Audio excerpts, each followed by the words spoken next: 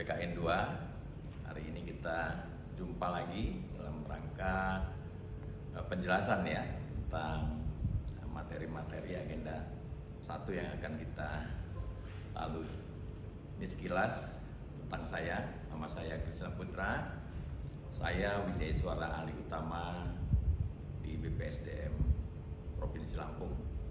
Dan ini pengalaman-pengalaman yang pernah saya lakukan sebagai aparatur sipil negara di Provinsi Lampung. Bapak-bapak, ibu-ibu, adapun dasar hukum dari pelaksanaan PKN ini adalah tentunya Undang-Undang Nomor 5 Tahun 2014 tentang aparatur sipil negara, kemudian juga ada Peraturan LAN Nomor 5 Tahun 2022 tentang penyelenggaraan pelatihan struktural kepemimpinan, kemudian juga Keputusan LAN Nomor 37/K1 Tahun 2022 tentang kurikulum penyelenggaraan pelatihan struktural kepemimpinan, kemudian ada juga Keplan Nomor 375 Tahun 2022 tentang pedoman penyelenggaraan pelatihan struktural kepemimpinan, kemudian juga ada Keplan Nomor 2 Tahun 2003 tentang pedoman penyelenggaraan pelatihan struktural kepemimpinan. Nah, kita masuk pelatihan ini dalam tahapan blended, yaitu ada beberapa urutan pembelajaran klasikal tahap pertama, kemudian pembelajaran mandiri ini di tempat peserta, kemudian e-learning. E-learning ini ada sinkronus dan asinkronus. Kemudian juga ada pembangunan komitmen bersama, kemudian pembelajaran klasikal tahap kedua, kemudian aktualisasi kepemimpinan kolaboratif, dan yang terakhir pembelajaran klasikal tahap ketiga.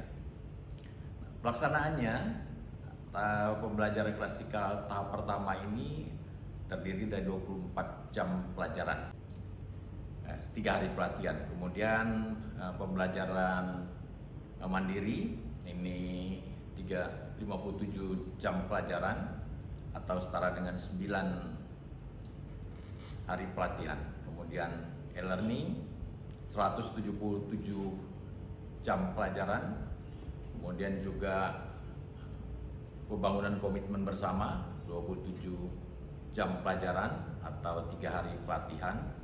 Kemudian pembelajaran klasikal tahap kedua ada 7 hari pelatihan. Kemudian ada pimpinan kolaboratif ini setara dengan 60 hari pelatihan. Kemudian pembelajaran klasikal tahap ketiga ini ada 4 hari pelatihan. Totalnya ada 107 hari pelatihan atau setara dengan 923 jam pelajaran. Agenda pertama yaitu tentang mengelola diri atau self mastery, terdiri dari 2 mata pelatihan, energi kepemimpinan dan integritas kepemimpinan. Nah, deskripsi singkat, energi kepemimpinan membekali peserta dengan pemahaman konsepsi diri yang mencerminkan kebugaran fisik dan mental dalam menghadapi perubahan di lingkungan strategis.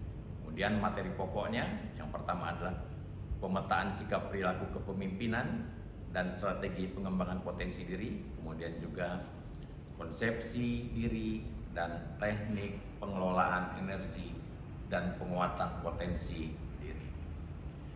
Sedangkan deskripsi singkat integritas kepemimpinan membekali peserta dengan pengetahuan tentang konsep dan pemahaman kerangka kebijakan pemerintah yang bersih dan akuntabel, kemudian tantangan dan integritas dalam penyelenggaraan pemerintahan yang bersih dan akuntabel, kemudian penguatan strategi organisasi dalam penegakan integritas, kemudian aktualisasi integritas dalam mengelola organisasi. Sedangkan materi pokok integritas kepemimpinan adalah kerangka kebijakan pemerintah yang bersih dan akuntabel, kemudian pemetaan tantangan dan risiko penegakan integritas dalam penyelenggaraan pemerintahan yang bersih dan akuntabel, kemudian penguatan strategi organisasi dalam penegakan integritas. Metode pembelajaran yang akan kita lalui yaitu pembelajaran mandiri, kemudian e-learning yang terdiri dari sinkronus dan asinkronus, kemudian klasikal atau tatap muka. Kapan akan dilakukan, Bapak Ibu sekalian? Yang pertama, pembelajaran mandiri dilakukan pada hari ke-6, yaitu asinkronus sebanyak 5 jam pelajaran. Kemudian e-learningnya hari ke-12, mengelola diri tentang energi kepemimpinan dan integritas kepemimpinan.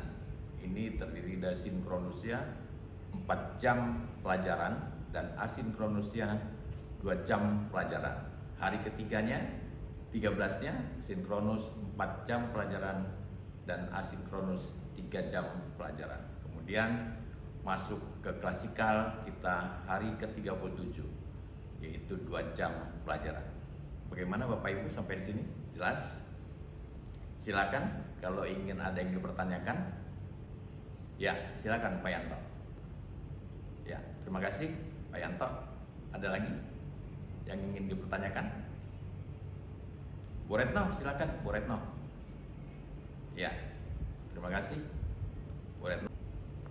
Apa yang akan kita lakukan pada pembelajaran mandiri atau hari ke-6, yaitu esai atau penugasan tugas mandiri, pemetaan sikap perilaku kepemimpinan. Kemudian pada saat e-learning hari ke-12 dan hari ke-13, hari ke-12-nya yang kita lakukan adalah review pembelajaran mandiri. Kemudian paparan esai agenda pertama, energi kepemimpinan dan integritas kepemimpinan. Kemudian tindak lanjut penugasan esai atau paparan, kemudian juga akan kita isi dengan tugas penjelasan individu. Hari yang ke-13-nya adalah review pembelajaran sinkronus pertama, kemudian paparan esai agenda pertama, kemudian paparan tugas individu, penguatan materi agenda pertama, penjelasan tugas kelompok. Jadi kita akan bagi masuk dalam kelompok ya, penugasan kelompok. Kemudian membuat kalimat berupa janji pribadi untuk bertindak dan perilaku dengan integritas yang tinggi sebagai pemimpin yang dapat menjadi way of life selamanya. Kemudian berikutnya hari ke-37 adalah pembelajaran secara klasikal, ya, kita melakukan pembulatan materi agenda dan membangun komitmen bersama peserta. Penugasan-penugasan individu ini juga sama dengan penugasan-penugasan kelompok, nanti dikumpul melalui LMS dengan waktu yang telah ditentukan. Kemudian yang klasikal yang kedua, yaitu pembelajaran agenda pertama ini diarahkan pada kegiatan pembelajaran untuk membekali peserta dapat memahami dan merasakan serta mengidentifikasi isu-isu yang berkaitan dengan mengelola diri. Kemudian juga pembulatan agenda. Silakan, ada yang bertanyakan Bapak Ibu sekalian? Tidak ada? Ya. Mungkin itu yang dapat saya sampaikan pada kesempatan ini. Mudah-mudahan Bapak-bapak, Ibu-ibu bisa melaksanakan tugas-tugas kita dengan baik dan semoga Bapak Ibu selalu sukses. Terima kasih. Assalamualaikum warahmatullahi wabarakatuh.